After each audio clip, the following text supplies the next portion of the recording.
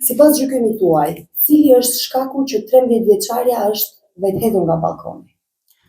Problematikat janë të ershme, atje ka probleme dhe familjare dhe sociale.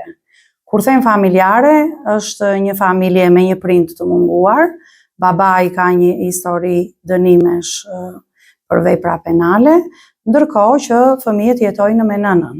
Dhe konflikti, siç referohet nga fëmijët, me e madhja dhe më të vegjëlit, është që sillet në mënyrë të përsëritur policia, nga vetë nëna njoftohet për konflikte banale të fëmijëve në lagje.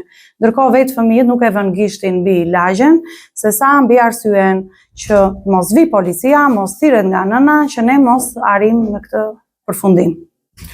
Ajo që më shqetëson është vendosmëria e vajzës 13 vjeçare për të realizuar qëllimin e veprimit. Kjo është e frikshme, fatmirësisht fëmia është mirë fizikisht, nuk ka asnjë dëmtim fizik dhe nuk e përjeton emocionalisht ngjarjen. Çka do të thotë që duke qenë fëmijë e pamaturuar, nuk ka frikën e humbjes së jetës. Dhe e përdor këtë si kërcënim të vendosur që nëse ngjarja përsëritet, unë do ta realizoj këtë veprim. Ju si institucion çfarë masash merrni në këtë rast? Është era e parë që jo se s'kemi pasur tentativa tek fëmijët për arsye të ndryshme, ku shkaku ngelet po i njëjtë, familja dhe faktorët social, mënyra e rritjes dhe edukimit në ambientin familjar dhe përballja me ambientin social dhe mosgjendja e zgjidhjes së konflikteve qoftë edhe banale. Edhe pse arsyet familjare janë madhore.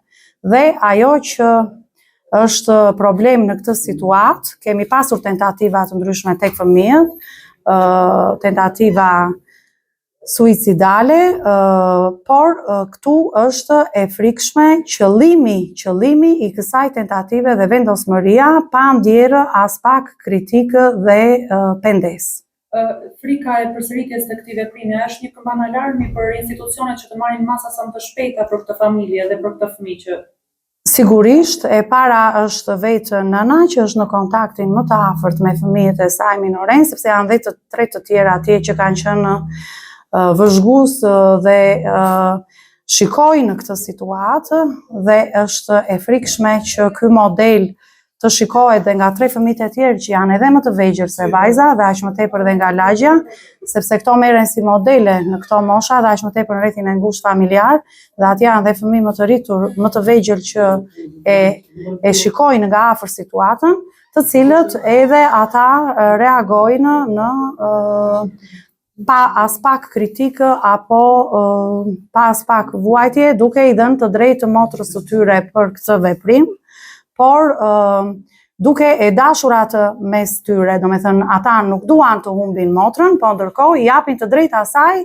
për veprimin që ka bërë në lidhje me situatën. Edhe diçka tjetër, vetvrasja është një fenomen i përhapur masivisht kohëve të fundit, kemi parë edhe në vende të tjera, në qytete të tjera, 15 vjeçar, 16 vjeçar që kanë tentuar të vrasin veten dhe ka përfunduar me humbje jete. Po,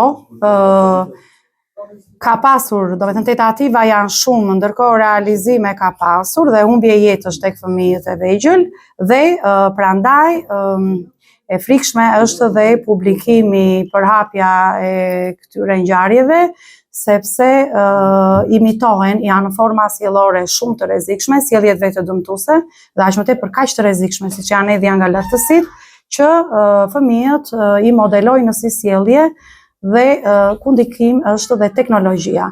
Me thënë familja, faktori social dhe teknologjia. Doktoresha, në deklarata ka pranuar bullizim vajza e vogël nga fëmijët e lagjes? Vajza 13 vjeçare thotë që unë e dua lagjen dhe lagja më do mua, por për konfliktet vogla që janë dhe të parëndësishme, thotë, hyn në lojë të mëdhenjtë, konfliktojnë të mëdhenjtë dhe njoftimi policisë nga ana e nënësime bën që unë të realizoj këtë veprim. Pra është konflikt banal, jo i zgjidhur siç duhet nga më të rriturit. Faleminderit.